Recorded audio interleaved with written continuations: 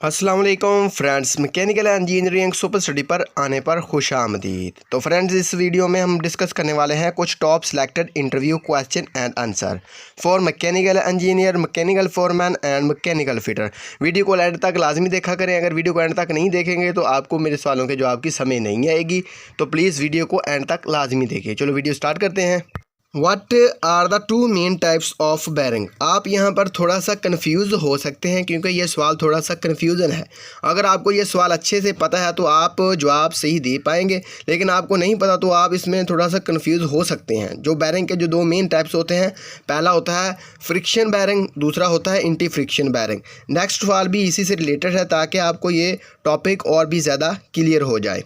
Next सवाल है, what is the difference between friction bearing and anti friction bearing. Friction bearing और anti friction bearing में क्या फ़र्क या डिफरेंस होता है। तो फ्रेंड्स, जो फ्रिक्शन बैरिंग होता है इसमें क्या होता है, इसमें किसी तरह का रूलिंग एलिमेंट नहीं होता। रूलिंग एलिमेंट किसे कहा जाता है? बाल को, रूलर को, टेपर रूलर को, ये होते हैं रूलिंग एलिमेंट। इसकी वजह से क्या होता है, इसकी वजह से फ्रिक्शन कम होता है। लेकिन जो आपका फ्रिक्शन बैरिंग है इसमें रूलिंग एलिमेंट नहीं होते, इसमें बुश टाइप का अरेंजमेंट होता है, इसलिए इसे फ्रिक्शन बैरिंग कहते हैं। अब बात करते हैं anti friction bearing. Anti friction bearing वो बैरिंग होते हैं जिनमें रूलिंग एलिमेंट का इस्तेमाल किया जाता है, जैसे रूलर बैरिंग, टेपर रूलर बाल हो गए, नीडल बाल हो गए, ये आ जाते हैं रूलिंग एलिमेंट यानी कि एंटी फ्रिक्शन बैरिंग में। एंटी फ्रिक्शन बैरिंग में होते हैं ये सब बैरिंग। अगर बात करें फ्रिक्शन बैरिंग की, इनमें आ जाते हैं Bush bearing, general bearing, hydrodynamic bearing, ये सब बैरिंग फ्रिक्शन बैरिंग होते हैं। नेक्स्ट क्वेश्चन है, in belt drives which tool is used measure belt tension. यानी आपके जो बेल्ट ड्राइव होते हैं, वी बेल्ट होगा ड्राइव या फ्लैट बेल्ट ड्राइव, जहाँ पर पावर ट्रांसमिशन हुआ है बेल्ट की वजह से, वहाँ पर बेल्ट के टेंशन को मेज़र किया जाता है किस इक्विपमेंट से या किस टूल से। आपने इसका नाम बताना है, तो इसका का आंसर है बेल्ट टेंशन गेज। बेल्ट के टेंशन को मेज़र करने के लिए बेल्ट टेंशन गेज का इस्तेमाल किया जाता है। ये एक मैकेनिकल डिवाइस है। अब तो डिजिटल बेल्ट गेज आने लगे हैं, उसकी पिक्चर आपको मैंने दिखाई भी हुई है।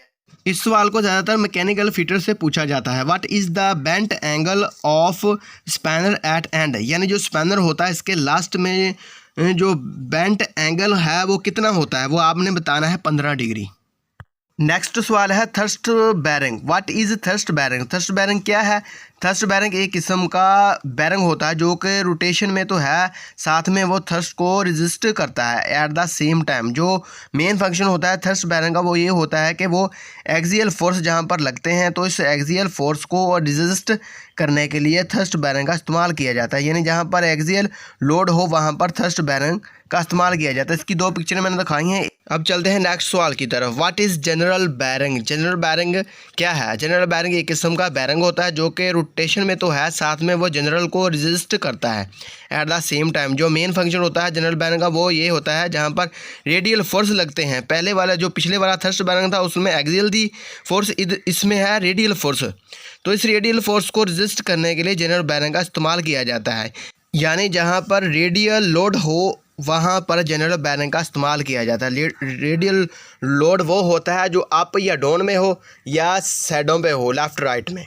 और जो एक्सियल लोड होता है वो यानी कि आगे पीछे की तरफ होता है। मैं आपको ये बात भी कन्फर्म कर दूँ, जो पिछले वाला बैरिंग है थर्स्ट बैरिंग उसकी बात कर रहा हूँ मैं। नेक्स्ट सवाल, what is the function of hole in groove of bearing outer race. यानी जो बैरिंग के आउटर रिंग में जो होल होता है उसका क्या फंक्शन होता है?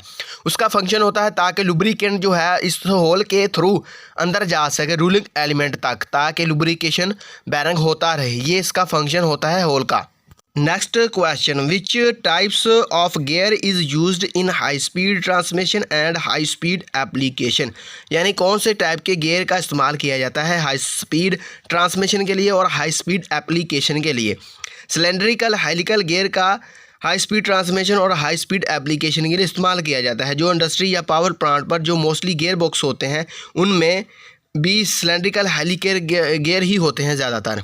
नेक्स्ट क्वेश्चन है, what do you mean by impact idler and where it is used. यानी आपको ये बताना है इम्पैक्ट आइडलर क्या होता है और इसका इस्तेमाल कहाँ पर किया जाता है।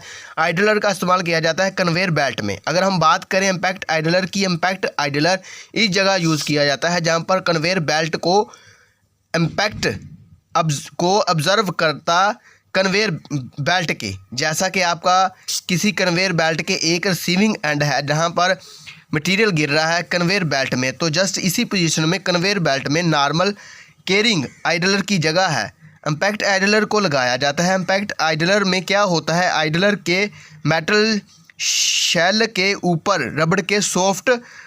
रबड़ के लाइनिंग होती है, जिसकी वजह से क्या होता है, जब मटेरियल जो है स्ट्राइक करता है आपके कन्वेयर बेल्ट पर गिरता है तो उसका जो इम्पैक्ट होता है वो ज़्यादा नहीं पड़ता।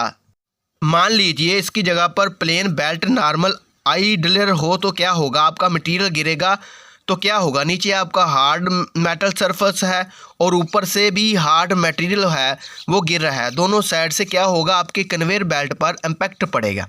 वहीं पर अगर इम्पैक्ट आइडलर हो तो इसका इस्तेमाल किया जाए तो इम्पैक्ट आइडलर क्या करेगा, इस शॉट को रिजर्व कर देगा, जिससे क्या होगा, आपके बेल्ट की लाइफ वो इंक्रीज हो जाएगी। इसी वजह से जहां पर मटेरियल रिसीव हो रहा है कन्वेयर बेल्ट है, इस पोजीशन पर इम्पैक्ट आइडलर का इस्तेमाल किया जाता है। मैं उम्मीद करता हूं मेरे स्वीट भाई आपको थोड़ी सी भी वीडियो अगर पसंद आई है तो मेरी वीडियो को लाइक करें, शेयर करें। अगर आप मेरे चैनल पर न्यू हो तो मेरे चैनल को सब्सक्राइब करके ऑल नोटिफिकेशन पर क्लिक करें ताकि हर आने वाली नई वीडियो आप तक पहुंच सके। नेक्स्ट वीडियो तक के लिए अल्लाह हाफिज़।